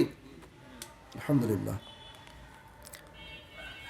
এবার আসুন, ওয়ালা নারান ওয়ালা শাইআন। আমরা তাগুতের ইবাদত করব না, আমরা আগুনেরও ইবাদত করব না, আমরা কোনো কিছুরই ইবাদত করব না, কোনো কিছুকে আল্লাহর সাথে শরীক করব না। প্রত্যেকটা ভাষারই বিস্তারিত ব্যাখ্যা আছে। আমি আজকে সূচি জ্ঞান দিচ্ছি আপনাদেরকে, সূচি জ্ঞান, বিস্তারিত জ্ঞান সময় সুযোগ হলে ইনশাআল্লাহ পরবর্তীতে পার্ট বাই পার্ট, একটার পর একটা আলোচনা করা যাবে ইনশাআল্লাহ আজিজ। আল্লাহ সুবহানাহু ওয়া তাআলা এই যে কালেমার ব্যাখ্যা করে দিলেন, এই ব্যাখ্যা অনুযায়ী কালেমার দাওয়াতটাই ছিল সমস্ত রসুলদের দাওয়াত, সমস্ত রসুলদের দাওয়াত। নূহ আলাইহিস সালাম থেকে শুরু করে নিয়ে মুহাম্মদ সাল্লাল্লাহু আলাইহি সাল্লাম পর্যন্ত সমস্ত রসুলদের দাওয়াত এবং মিশন ছিল এটা, তাদের ভিশন ছিল এটা। এইটাকে এড়িয়ে যদি কোনো ব্যক্তি দায়ী হয়, তাহলে সে দায়ী নামের অযোগ্য, সে দায়ী পদবাচ্যের যোগ্যই নয়, তাকে দায়ী বলা যাবে না। ওমান আহসানু কওলাম মিম্মান দাআ ইলাল্লাহ ওয়া আমিলা সালিহান ওয়া ক্বালা ইন্নানি মিনাল মুসলিমিন। ওই ব্যক্তির চেয়ে আর কার কথা উত্তম হতে পারে যে ব্যক্তি আল্লাহর দিকে মানুষকে ডাকে এবং নিজে সৎকর্ম করে আর বলে আমি আত্মসমর্পণকারী মুসলিমদের একজন, তো আল্লাহর দিকে ডাকার অর্থের মধ্যে এই ব্যাখ্যাগুলো থাকতে হবে, এটা অপরিহার্য। কোনো ব্যক্তি যদি দায়ী ইলাল্লাহ হতে চায় তাহলে তাকে তাগুত বর্জনের দাওয়াত দিতে হবে এবং ঈমান বিল্লাহর দাওয়াত দিতে হবে। এই দুটো বিষয়ে পর্যাপ্ত জ্ঞান, স্বচ্ছ জ্ঞান, পরিচ্ছন্ন জ্ঞান থাকতে হবে, তাহলেই সেই ব্যক্তি দায়ী হওয়ার যোগ্য। ন্যূনতম যতটুকু না হলে কালেমার অর্থ মর্ম টেকে না, সেইটুকু জ্ঞান থাকতে হবে, তাহলে সে একজন ন্যূনতম পর্যায়ের দায়ী হিসেবে অন্তর্ভুক্ত হবে। দায়ীর অন্তর্ভুক্ত মুয়াজ্জিন, যে ব্যক্তি মহান আল্লাহর বরত্বের ঘোষণা দেয়, আল্লাহর একত্বের শাহাদা দেয়, বুলন্দ কণ্ঠে, সর্বোচ্চ কণ্ঠে আল্লাহু আকবার, আল্লাহু আকবার। যদি ওই মুয়াজ্জিন সাহেব বুঝতো যে আল্লাহ সুবহানাহু ওয়া তাআলা তিনি হচ্ছেন আকবারু মিন কুল্লি শাই, সব কিছুর ঊর্ধ্বে, সব কিছু থেকে বড়, তাহলে সে সমাজে শুধু একটা জীবিকা অন্বেষণের তাগিদে এই মুয়াজ্জিন গ্রহণ করতো না। যেই মুয়াজ্জিনের মর্যাদা বর্ণনা করা হয়েছে, যে মুয়াজ্জিনের গর্দান কাল কিয়ামতের মাঠে সবচেয়ে উঁচু হবে, মুয়াজ্জিনের মর্যাদা ইমামের চাইতেও বেশি। ইমাম সাহেব এসে ইমামতি করেন আর মুয়াজ্জিন মহান আল্লাহর দিকে আহ্বান করেন আল্লাহু আকবার ধ্বনি দিয়ে। এই আল্লাহু আকবার যে এলাকায় উচ্চকণ্ঠে ধ্বনিত হয়, সেই এলাকায় যদি পীর পূজা হয়, সেখানে যদি মাজার পূজা হয়, সেখানে যদি খানকা পূজা হয়, সেখানে যদি বস্তু পূজা হয়, দৃশ্যমান অদৃশ্যমান মূর্তির পূজা হয়, সেখানে যদি অর্থগত ব্যাখ্যাগত ভাবে আল্লাহর সাথে শরীক করা হয়, আর আপনার আমার মস্তিষ্কে যদি সেটা প্রতিক্রিয়া সৃষ্টি না করে, হৃদয়ে যদি স্পন্দন তৈরি না করে, সেটা যদি নাড়া না দেয়, তার রিয়াকশন যদি না থাকে, তাহলে বুঝতে হবে যে আপনি আমি তাওহীদ বুঝি নাই, ওই আল্লাহু আকবারের ধ্বনির মর্ম আমরা বুঝিনি। এজন্য দাওয়া ইলাল্লাহ বলতে কি বোঝায়, এটার জন্য আরেকটা আলোচনার প্রয়োজন আছে। সম্মানিত উপস্থিতি, আল্লাহ সুবহানাহু ওয়া তাআলা বলেন ওয়া আরসালনা মিন ক্বাবলিকা মির রাসূল ইল্লা নূহি ইলাইহি আন্নাহু লা ইলাহা ইল্লা আনা ফা'বুদুন। হে নবী, আমি তোমার পূর্বে ওয়া আরসালনা মিন ক্বাবলিকা মির রাসূল, তোমার পূর্বে আমি যত রাসূল প্রেরণ করেছি সমস্ত রাসূলের কাছে আমি এই মর্মে ওহী করেছি যে নেই কোনো সত্যিকারের মাবুদ আমি ছাড়া, সুতরাং তোমরা আমারই দাসত্ব করো, আমারই গোলামি করো। ক্ষুদ্র একটা চাকরি টিকাতে গিয়ে তোষামুদি, মুসাহিবি, চাটুকারিতা, কোরআন সুন্নাহ বহির্ভূত নেতৃত্ব, কর্তৃত্ব মেনে নেবেন যেখানে তাওহীদের খলাল হবে, ত্রুটি হবে, এমন কিছু একজন তাওহীদবাদী মুসলিম তকটাই করে না, 5 পয়সার মূল্য দিবে না যদি তার মধ্যে তাওহীদ থাকে। তাওহীদবাদী ব্যক্তি একমাত্র আল্লাহর দাসত্ব করবে, আল্লাহর দাসত্বের অনুকূলে মানুষের ইতাত আনুগত্য করতে পারে। এই জন্য তাগুদের যেই সংজ্ঞা বলা হয়েছে, আর তাগুত কুল্লু মাউবুদা মিন দুনিল্লাহ, তাগুত হচ্ছে আল্লাহকে বাদ দিয়ে যা কিছুর ইবাদত করা হয়। ইবনুল কাইয়িম আল জাওযী রাহিমাহুল্লাহ বলছেন আত-তাগুত কুল্লু মা তাজাওয়াজা বিহিল হাদ্দু হাদ্দাহু মিন মা'বুদিন আও মাতবুইন আও মুতা'। তাগুত হচ্ছে বান্দা যা কিছুর মাধ্যমে তার আবদ হওয়ার সীমা লঙ্ঘন করে, অতিক্রম করে, সেটাই হচ্ছে তাগুত। তাহলে হাদ্দুল আবদ আইয়াকুনা আবিদান লিল্লাহ ওয়ালা ইয়াকুনু মা'বুদান। একজন বান্দার তার সীমা হচ্ছে সে আল্লাহর আবেদ, আল্লাহর ইবাদতকারী, আল্লাহর দাসত্বকারী হয়ে থাকবে, এটাই তার সীমা। যখন সে এই সীমা অতিক্রম করে নিজেকে মাবুদের স্থানে বসিয়ে দিবে, নিজেকে এমন মান্যবর করে ফেলবে, মাতবু বানিয়ে ফেলবে, যেখানে স্রষ্টার নাফরমানিতে সৃষ্টির আনুগত্য করতে বাধ্য করা হচ্ছে, এমন মতো অনুসরণীয় অনুকরণীয় ব্যক্তি বানিয়ে ফেলবে যেখানে আল্লাহর নাফরমানিতে, স্রষ্টার নাফরমানিতে তার ইতাত অনুসরণ করা হচ্ছে। অথচ রাসূল সাল্লাল্লাহু আলাইহি ওয়াসাল্লাম বলছেন লা তাআতা লি মাখলুকিন ফি মাসিয়াতিল খালিক, স্রষ্টার নাফরমানিতে সৃষ্টির আনুগত্য নাই। সম্মানিত উপস্থিতি, আপনারা ইউটিউবে হয়তো অনেক আলোচনায় শুনেছেন শেখ আবদুল্লাহ বিন আব্দুর রাজ্জাক সাহেবের।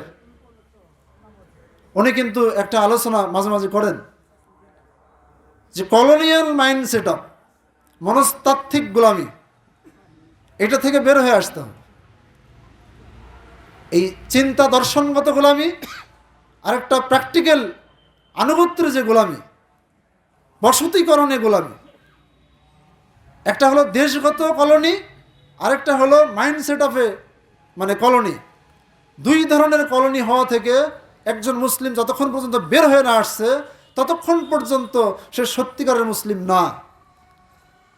সে আল্লাহর দেওয়া সংজ্ঞায়, রসুলের দেওয়া সংজ্ঞায় মুসলিম হতে পারবে না। এই জন্য শেখ উসাইমিন রাহিমাহুল্লাহ ওই আয়াতের ব্যাখ্যায় বলছেন যে ওয়াকাতিলুহুম হাত্তা লা তাকুনা ফিতনা ওয়া ইয়াকুনা আদ-দীনু কুল্লুহু লিল্লাহ। এই আয়াতের ব্যাখ্যায় তিনি বলছেন ইস্তিমারুল আফকার আযমু মিন ইস্তিমারিদ দিয়ার।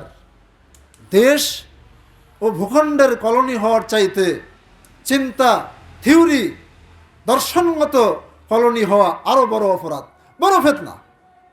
আজকে এই গণতান্ত্রিক দর্শন, সমাজতন্ত্রের দর্শন, ধর্মনিরপেক্ষতাবাদের দর্শন, জাতীয়তাবাদের দর্শন, ন্যাশনালিজমের দর্শন, এর লিবারালিজম, উদারপন্থীর যে দর্শন, এই যে দর্শনগুলো, এই দর্শনগুলোতে আমরা মূলত কুফরি, যারা এই দর্শনের আবিষ্কারক, তাদের কলোনি হয়ে আছি। তারা আমাদেরকে কলোনি করে রাখছে, তারা আমাদেরকে গোলাম বানায় রাখছে। আপনি মস্তিষ্ক দিক থেকে স্বাধীন না, আপনার ব্রেন সুস্থ না, কেন আপনি এসব দর্শনের মধ্যে ঘুরপাক খাবেন? বের হয়ে আসতে হবে, এগুলো সব পদাঘাত করতে হবে, সব পায়ের নিচে পিষে দিতে হবে। এই সবের কাফের হতে হবে, বলতে হবে যে আমরা এগুলো অস্বীকার করলাম, কাফারনা বিকুম।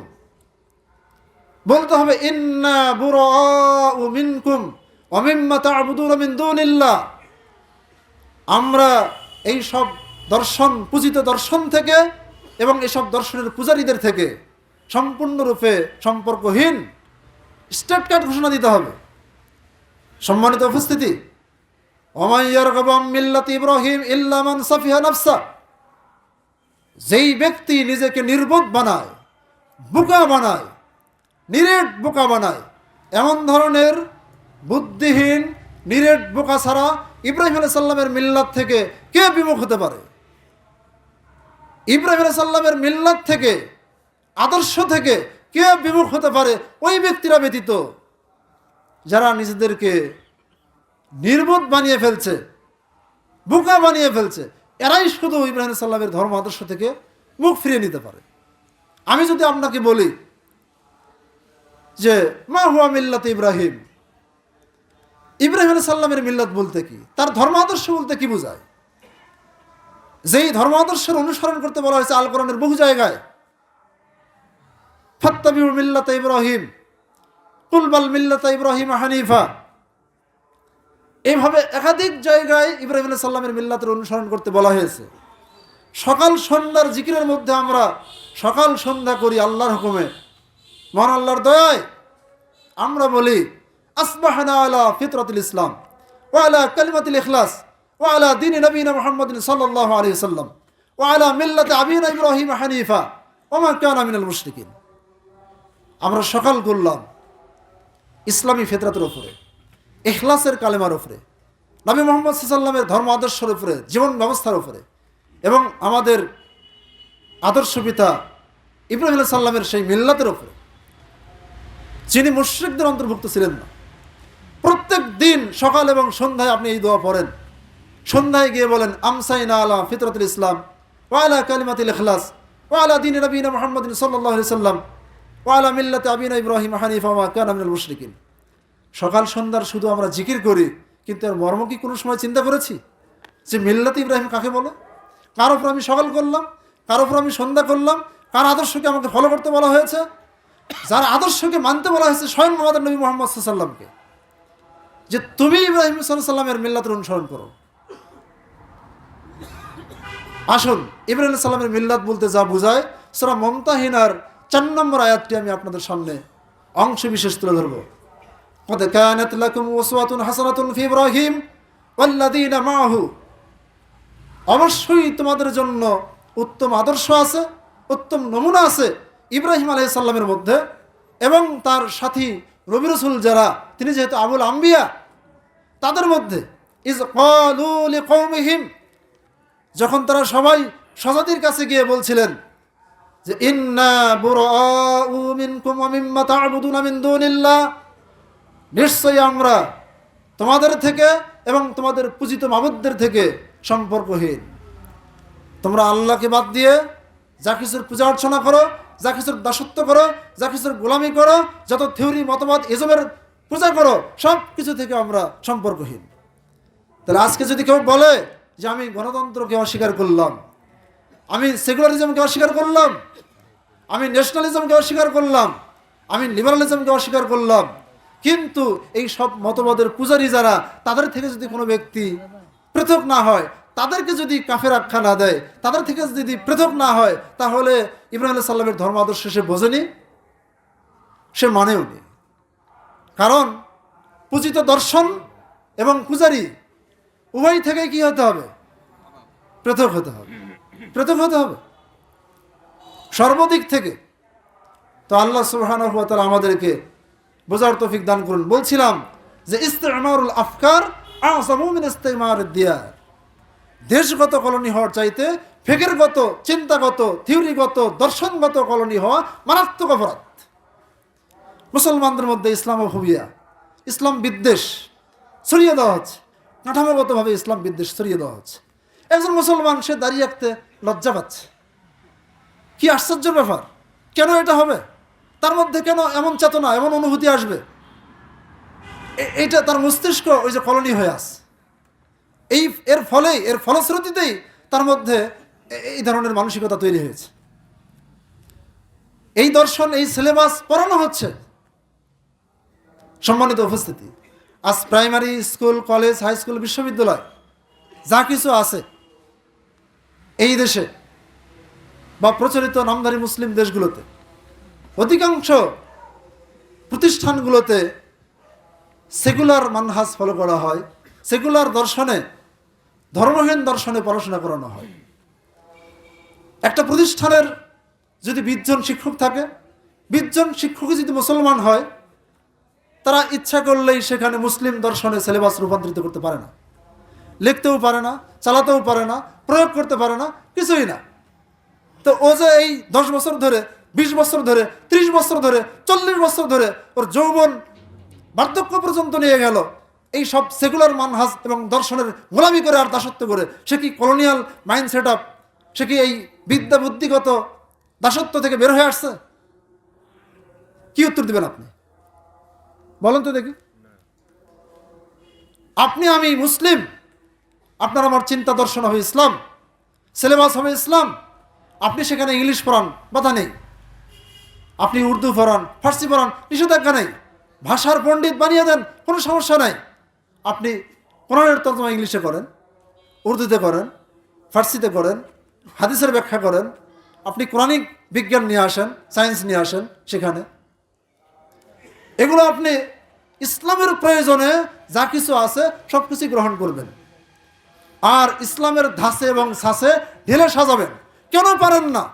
একটা প্রতিষ্ঠানের 95%, এমনকি কোনো কোনো প্রতিষ্ঠানে একটা হিন্দু ছাত্রও পাওয়া যাবে না। সমস্ত ছাত্রছাত্রী মুসলিম, সমস্ত শিক্ষকরা নামধারী মুসলিম, কিন্তু সিলেবাস পড়াচ্ছে কার? ইহুদি খ্রিস্টানদের দেওয়া। কার দাসত্ব করতেছেন আপনি? তা আপনি এর দাসত্ব বলবেন না? অসম্ভব ব্যাপার। কি যুক্তি আছে আপনি এখানে দাঁড় করাবেন? আপনি ইচ্ছা করলেই কেন সেখানে ইসলামী দর্শনের সিলেবাস নিয়ে আসতে পারেন না? বাধা কোথায় আপনার? যেই বাধা এটা প্রয়োগ করতেছে, 100% ছাত্রছাত্রী মুসলিম হওয়ার পরেও, শিক্ষক হওয়ার পরেও, ওই বাধাটাই হচ্ছে আপনার বন্দি দশা জীবন। ওই বাধার নাম হচ্ছে কি? বন্দি দশা জীবন। এখান থেকে বের হয়ে আসতে হবে। আল্লাহ সুবহানাহু ওয়া তাআলা আমাদেরকে হেফাজত করুন। আল্লাহ সুবহানাহু ওয়া তাআলা বলেন, ওয়ালাকাদ বাআসনা ফি কুল্লি উম্মাতির রাসূলা আন ইউবুদুল্লাহ ওয়াজতানিবুত তাগুত। আমি অবশ্যই প্রত্যেকটা উম্মার মধ্যে রসুল পাঠিয়ে দিয়েছি এই মর্মে যে তোমরা আল্লাহর ইবাদত করবে আর যাবতীয় তাগুত থেকে বিরত থাকবে। তাহলে বলছিলাম তাগুত প্রত্যাখ্যান করা এবং ইমান মিল্লার দাওয়াত দেওয়া এটা সমস্ত নবী রসুলদের দাওয়াত, এবং ইব্রাহিম আলাইহিস সালামের ধর্ম আদর্শ এগুলো বর্জন করা এবং এগুলোর পূজারী যারা আছে, বাতিল মতবাদের যত পূজারী আছে সবগুলোকে ত্যাগ করা। তাহলে আমরা কি বলবো? কাফারনা বিকুম, যেভাবে তারা বলেছেন আমরাও বলবো যে কাফারনা বিকুম। আর কি বলবো? যে ইন্না বুরাউ মিনকুম ওয়া মিম্মা তা'বুদুনা মিন দুনিল্লাহ। অনেক আলেমের মুখে এইসব থিওরি ও মতবাদ প্রত্যাখ্যানের ঘোষণা শোনা যায়, কিন্তু এইসব থিওরি ও দর্শনের অধিকারী যারা যারা এগুলো লালন করে, পালন করে, প্রতিষ্ঠা করে, আহ্বান জানায়, এসব মতবাদ প্রতিষ্ঠার জন্য আহ্বান জানায়, এসব মতবাদকে ধারণ করে, ভালোবাসে, এগুলোর জন্য জীবন দেয়, স্লোগান দেয়, গণ অভ্যুত্থান করে, সব কিছুই করে, তাদেরকে ত্যাগ করার ঘোষণা দেয় না। তারা ইব্রাহিম আলাইহিস সালামের মিল্লাত বুঝিয়ে নাই, পালনও করেনি। তাহলে ইব্রাহিম আলাইহিস সালামের মিল্লাতের অনুসরণ করতে হবে কিভাবে? যেভাবে তিনি বলেছেন এবং তার সাথী নবী রাসূলরা বলেছেন ওইভাবে। আল্লাহ সুবহানাহু ওয়া তাআলা আমাদেরকে ইব্রাহিমী মিল্লাতের অনুসরণ করার তৌফিক দান করুন, আল্লাহুম্মা আমিন। সম্মানিত উপস্থিতি, সর্বশেষ একটি হাদিসের অনুবাদ করে আমার বক্তব্য শেষ করব ইনশাআল্লাহ। মুআয বিন জামাল রাদিয়াল্লাহু তাআলা আনহু থেকে বর্ণিত আছে, তিনি বলেন, কুনতু রিদফান নবী সাল্লাল্লাহু আলাইহি ওয়াসাল্লাম আলা হিমারিন, আমি নবী সাল্লাল্লাহু আলাইহি ওয়াসাল্লামের পিছনে একটা গাধার উপর সওয়ার ছিলাম। লাইসা বাইনি ওয়া বাইনাহু ইল্লা মুআখিরাতুর রাহাল, আমার মধ্যে আর আল্লাহর নবীর মধ্যে শুধু ওই জিন বা গদির হাওদার কাঠ বলা হয়, সামান্য একটু কাঠ, এই কাঠ ছাড়া আর কোনো কিছুই অন্তরায় ছিল না। ওটা না থাকলে চাপাচাপি হয়ে বসা হতো। তো রাসূল সাল্লাল্লাহু আলাইহি সাল্লাম মুআয বিন জামালকে বলছেন, ইয়া মুআয, হাল তাদরি মা হাক্কুল্লাহি আলা ইবাদিহি ওয়া মা হাক্কুল ইবাদি আলা আল্লাহ, তুমি কি জানো যে বান্দার উপর আল্লাহর হক কি আর আল্লাহর উপর বান্দার হক কি? হাদিসটি মোটামুটি আপনারা বহুবার শুনছেন, বহুবার জানছেন।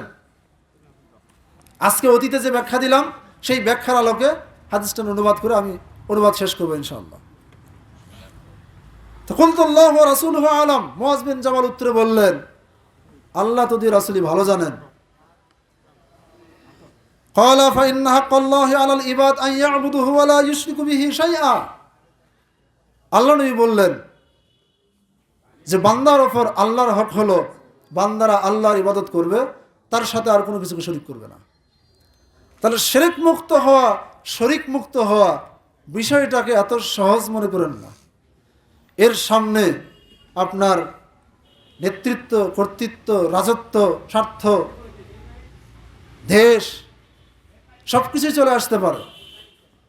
এগুলো সব বিসর্জন দিয়ে তাওহীদের সামনে বাধা তৈরি করলে সবকে বিসর্জন দিয়ে হলো এইভাবেই আল্লাহর হককে আদায় করতে হবে, যে আন ইয়া'বুদুহু ওয়া লা ইউশরিকু বিহি শাইআ, তারা শিরক মুক্ত, শরীক মুক্ত আল্লাহর দাসত্ব করবে, শতভাগ আল্লাহর গোলামি করবে, আল্লাহর সাথে কাউকে শরীক করবে না, কোনো কিছুকেই করবে না। ওয়া হাক্কাল ইবাদা আলাল্লাহ আল্লা ইউআযযিবা মান লা ইউশরিকু বিহি শাইআ, আর শতভাগ আল্লাহর দাসত্ব যে নিশ্চিত করতে পেরেছে সকল দিক ও বিভাগে, সত্তাগত, অর্থগত, ব্যাখ্যাগত সব দিক থেকে শিরক মুক্ত দাসত্বে যে ব্যক্তি আবেদ হতে পেরেছে, সেই ব্যক্তির জন্য আল্লাহর কাছে প্রাপ্য পাওনা হক হলো যে আল্লাহ তাআলা ওই ব্যক্তিকে শাস্তি দিবেন না যে তার সাথে শরীক করে না, টোটালি শাস্তি দিবেন না, টোটালি না। তাহলে কোনো ব্যক্তি যদি আল্লাহর সাথে শিরক মুক্ত হয়ে, অর্থগত, ব্যাখ্যাগত সকল দিক থেকে শিরক মুক্ত হয়ে আল্লাহর সাথে সাক্ষাৎ করতে পারে, তাহলে সেই ব্যক্তিকে আল্লাহ তাআলা শাস্তিহীনভাবে জান্নাতে প্রবেশ করাবেন। এই একটা দাবি জানা, একটা দাবি বোঝা, এর মধ্যে আপনার আমার শৈশব, কৈশোর, যৌবন, বার্ধক্য সব শেষ করে দিতে হবে একটা দাবিকে পূর্ণতায় নিয়ে আসার জন্য। আর কিছু লাগবে না। এই একটা দাবির অন্তর্ভুক্ত গোটা ইসলাম। শিরক মুক্ত, শরিক মুক্ত, শতভাগ আল্লাহর দাসত্ব। এই দাসত্ব, এই দাবি যদি কোনো ব্যক্তি সকল দিক থেকে, সকল দিক ও বিভাগ থেকে আর ব্যাখ্যা এবং তাফসীর বুঝতে পারে, তাহলে সে ব্যক্তি কামিয়াব, সে একজন সফল মুমিন। যেই মুমিনের মূল্য পৃথিবী ভর্তি জঞ্জালপূর্ণ ভেজাল মুমিনের চাইতে সবচাইতে বেশি। সম্মানিত উপস্থিতি, আল্লাহ সুবহানাহু ওয়া তাআলা আমাদের এই সময়ের তাওহীদবাদী, একত্ববাদী, প্রকৃত মুওয়াহ্হিদ মুসলিম যারা আছেন, সেই সব মুসলিমদের সাথে আদর্শিকভাবে তাদের সাথে আল্লাহ আমাদেরকে কবুল করে নিন। আমরা তাদের জামাতে থাকবো ইনশাআল্লাহ। তাইফাতুল মানসুরা, আই মানসুরাতুন আলাল হক, যারা দলিলের দিক থেকে, আদর্শিক দিক থেকে এবং বিজয়ের যত অর্থ এবং ব্যাখ্যা আছে সকল দিক থেকে যেই দলটি সাহায্যপ্রাপ্ত হবে, হকের ওপরে বিজয়ী হবে, সেই দলটি যুগে যুগে থাকবে। দুনিয়া কোনো সময় এই দল থেকে খালি হবে না। রাসূল সাল্লাল্লাহু আলাইহি ওয়াসাল্লাম বলেছেন, ওয়ালান তাজালা তাইফাতুম মিন উম্মতি যাহিরিনা আলাল হক লা ইয়াদুররুহুম মান খালাফাহুম ওয়ালা মান খাযালাহুম হাত্তা ইয়াতি আমরুল্লাহ, আও কামা ক্বালা নবী সাল্লাল্লাহু আলাইহি ওয়াসাল্লাম।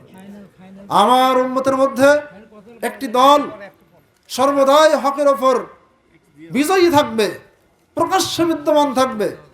একটি দল সত্যের উপর সাহায্যপ্রাপ্ত হবে, যারা শত্রুদের উপর কঠোর হবে। যেই দলটির বিরোধিতাকারীরা বিরোধিতা করে তাদেরকে কোনো ক্ষতি করতে পারবে না, তাদের অপমানকারীদের ইচ্ছা থাকলেও অপমান করে আদর্শচ্যুত করতে পারবে না।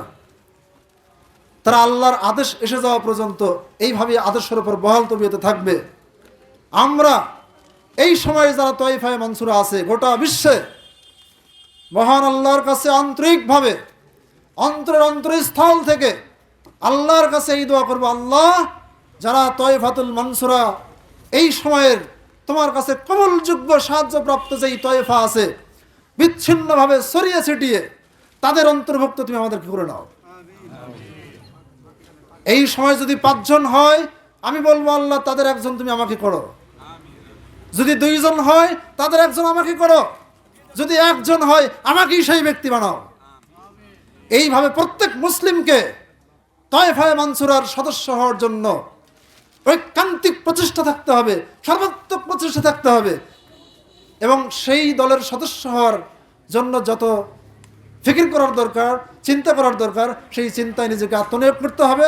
এই সংগ্রামকারী ব্যক্তি হচ্ছে সফল সংগ্রামকারী। আল্লাহ সুবহানাহু ওয়া তাআলা আমাদেরকে কবুল করে দিন, আল্লাহুম্মা আমিন। এই বলে আমার সংক্ষিপ্ত আলোচনা এখানে শেষ করছি। সুবহানাকা আল্লাহুম্মা ওয়া বিহামদিকা আশহাদু আল লা ইলাহা ইল্লা আনতা আস্তাগফিরুকা ওয়া আতুবু ইলাইক। আসসালামু আলাইকুম ওয়া রাহমাতুল্লাহ। সম্মানিত সুধী, আপনারা আপনাদের জায়গায় একটু বসে থাকেন। আমি শেষে একটি কথা বলবো। আমি পরিশেষে আমাদের দাওয়া সেন্টারে আমরা শুধু উদ্বোধন আজকে হলো ইনশাআল্লাহ। আপনাদের সুচিন্ত মতামত আমরা পেলাম না। আমরা সকলে আমাদের বক্তব্য দীর্ঘায়ু হয়েছে। আপনাদেরকে একটু আমাদের কিছু ফ্লোর দেওয়া কথাবার্তা শুনতে চাচ্ছিলাম।